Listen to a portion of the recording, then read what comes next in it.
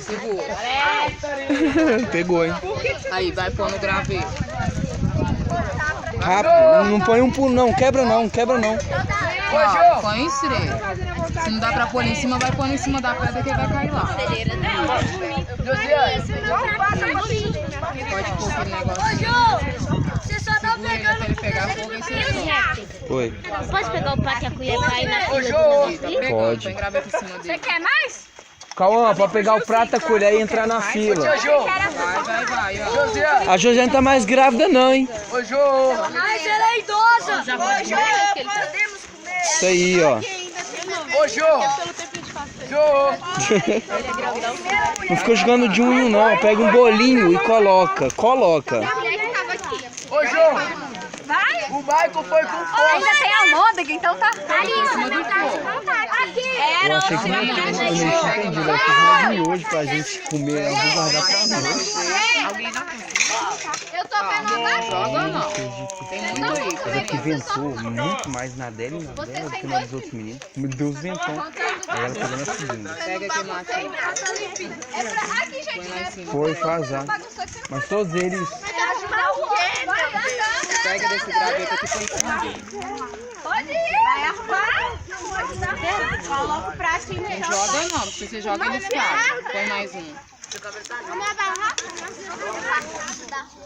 Como é que dá? Senão não vai ter como você colocar a panela não. Põe gravetinhos em cima desse. Ô Corujão, vamos organizar. Tá vendo aquelas coisas ali, ó? São nossas.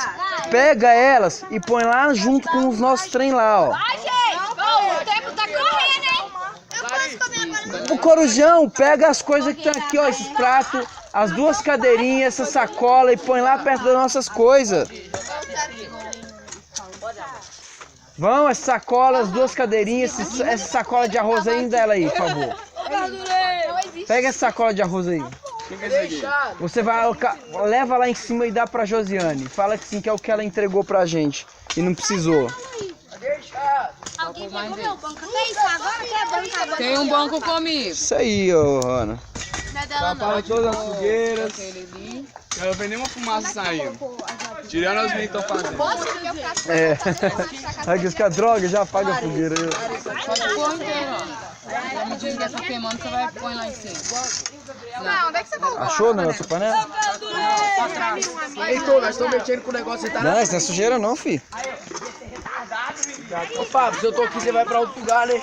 Aí, Não, agora... vai pra outro, pode ir pra outro. Show de bola, hein, Ana. Agora põe aí, Pra ó. outra. Vai dar, ele vai... Ele pra trás. Puxa esse aí, isso. Isso.